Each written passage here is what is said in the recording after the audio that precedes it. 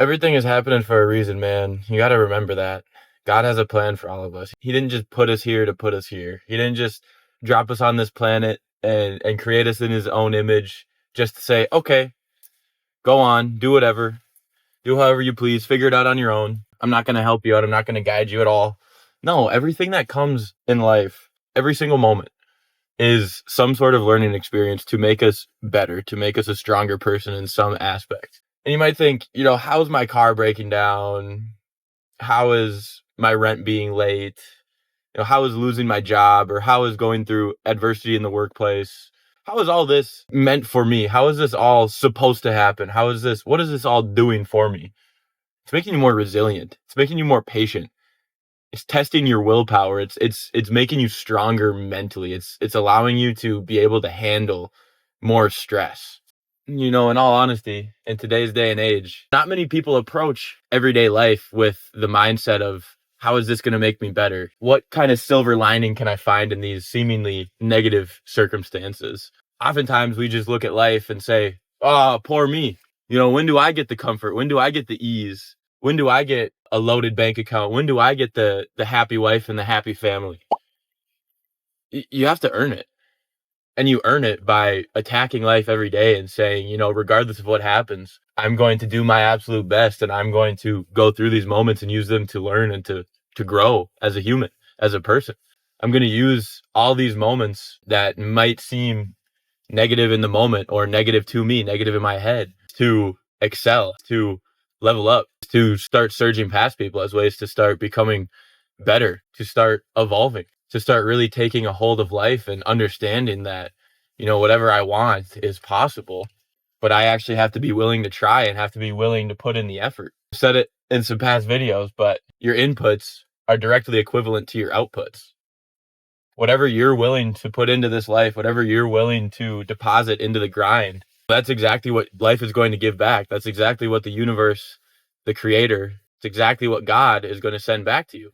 It's very important to not get caught up in life and to not think that these things are happening to you, but rather they're happening for you. They're happening for you so you have the opportunity to grow. They're happening to you so you have the opportunity to build a different perspective and see things from a different angle, in a different light.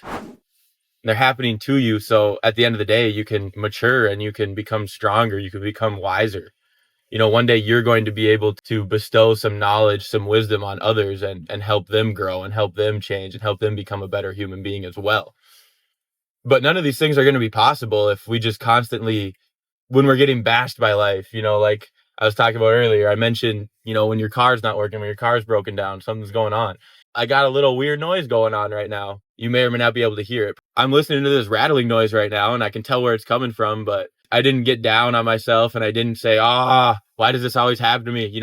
I've had a long laundry list of car issues, which is neither here nor there. It is what it is. From time to time, we're going to need to spend some money to maintain our vehicles.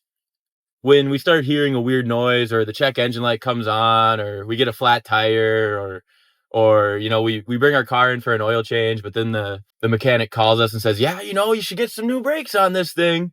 Regardless, let's just be like, well, I spent a lot of money on this vehicle, and this vehicle is very important. It transports me to work. It transports me to the gym. It transports me everywhere. This vehicle brings me and my girlfriend home to visit family. Whenever we do go home, we typically take this thing. It's a little bit bigger, and in the winter it's all-wheel drive versus her vehicle, which is just front-wheel drive. It's just a much better option. So we put a lot of miles on, but this thing isn't just a vehicle. This thing isn't just a money sink. This thing is important. Without this, I wouldn't be able to live the life that I live every single day. So, I hear this noise. I listen to it for a while. I try and diagnose it myself. I don't know shit about cars. I call the mechanic and I say, hey, man, and I'm pretty close to an oil change already, just about 700 miles off. So I'm like, well, might as well take care of that too. At the end of the day, yeah, do I want to spend whatever this is going to cost when I do take it in and they find out what's wrong and fix it for me? No, I don't want to spend that money. But I would much rather spend that money than just let this problem continue. And then who knows, one day my freaking whatever's going on, my wheel pops off, my freaking tie rod snaps. I don't want that to happen either. I'd much rather invest the money in maintaining this vehicle and keeping it nice too, because I was blessed with this thing, so that I could replace the one that I had before, which was always in the shop and causing me stress and issues and anxiety. So that being said, be grateful for what you do have. And when seemingly negative things pop up, negative circumstances come about, think about the good things that have led you to the position you're currently in, where you are experiencing this seemingly negative aspect of life. All things considered, I'm very lucky, very grateful to even be in this position. And so, to get to this position, I've trudged through some pretty rough circumstances already. So let's just strap up my boots and gird up thy loins, and let's get after it, and let's be a problem solver, and let's take care of my own life. Life is going to continue to happen to you no matter what, from now until the day you die. So in my strong opinion, I would very highly encourage you to stop being a victim of life and take control of it. You have that ability. It's much harder to take control of your life than to just continue to flop and flounder and point fingers and shift blame. But you're going to find that you feel better about yourself. You're going to feel more in control. And no matter the circumstances that continue to come at you, the more and more you take action and you take control of those things and take care of them, the more and more you're going to realize that, hey, I can handle these things. I can handle life. Life can't get the best of me, especially too, if you keep the Lord close and God is always on your side. If you understand that truth, truly these things become very easy very quickly. But it can be hard to keep that frame because, again, oftentimes when hard things begin to happen, when we go through adversity, we go through difficulties, a lot of people are quick to say, oh, how could God do this to me? Why would God do this to me? Again, that's not how this thing works. That's not how life works. God is not cursing you. Sometimes things do happen to correct our course. When we've strayed so far away from God's plan for us on this earth within his creation, then he's going to send a little corrective action our way. And it might hurt. It might be painful, but that is not him in any way saying you're not worthy.